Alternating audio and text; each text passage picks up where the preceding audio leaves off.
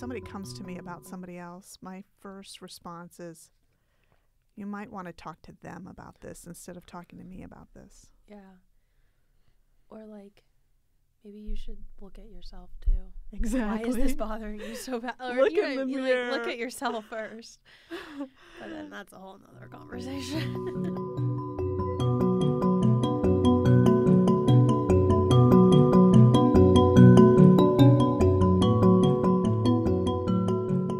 I had a woman approach me recently.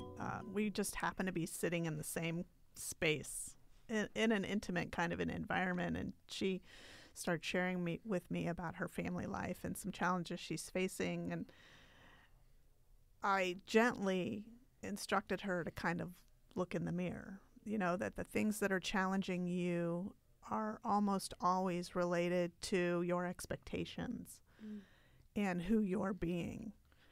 And later on, she came back and she said, wow, I've never had anybody tell me that. She said that was really powerful. And then she said, you know what? You should charge for these fireside chats. You're like, you're right, I should.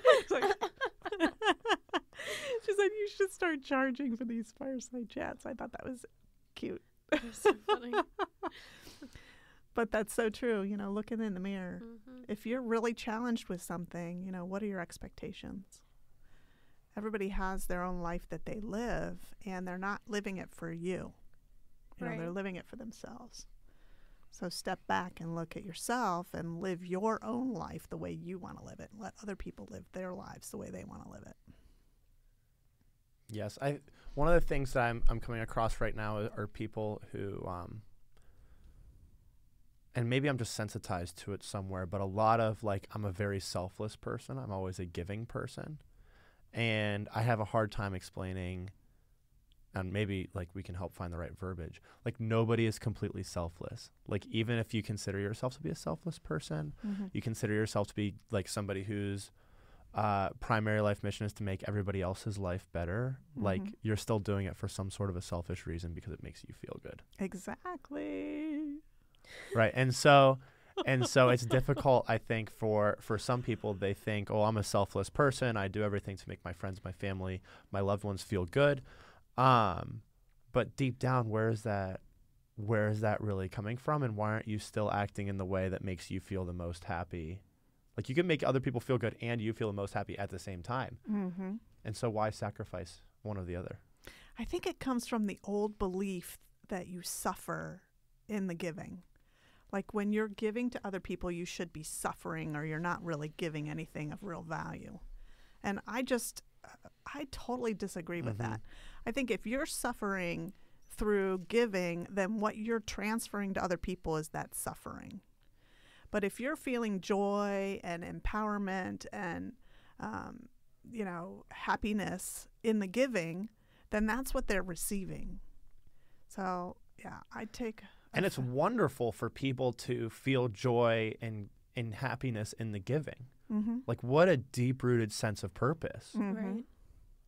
Why try to suppress that because you must suffer while other people gain? Mm-hmm. Because people don't like seeing other people doing nice things that make them happy. That goes back to the conversation we were talking about working out. Oh, yeah. I'm telling you, we're diving into some psychology over here. Something. But it is true.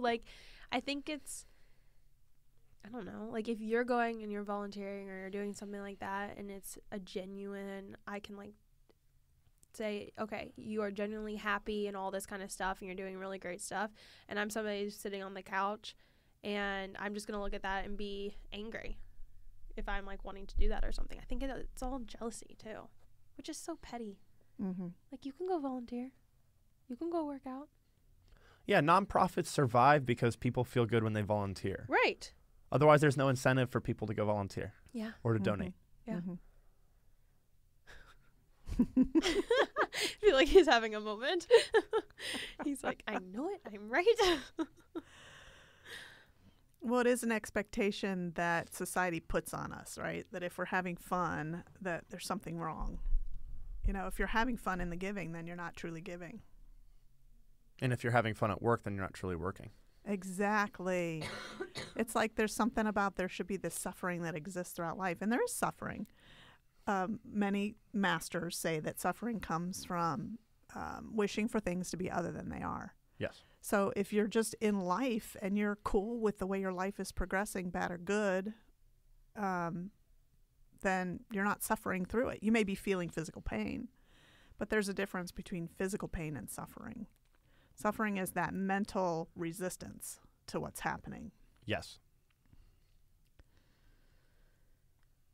Yes. Happiness equals reality minus expectations. Yeah, I've heard that before. That's a good one. Yeah, I like I don't know where I got that. Maybe wait, but why? I didn't come up with it. that. Sorry, can't be laughing over here. That's okay. I'll cut that piece out. Perfect. I coughed up a lung. Women particularly, I think, feel that they should be suffering for others. Yes. Why is that? My own personal, this may create real conflicts to the people who are listening to this podcast. My own personal belief is that it goes right back to the Bible, Adam and Eve. Interesting. I mean, women are responsible for, eating the apple. Right.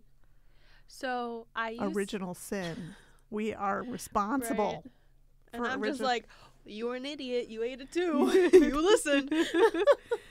So we're spending our whole lives and generation after generation after generation atoning for that original sin that women committed.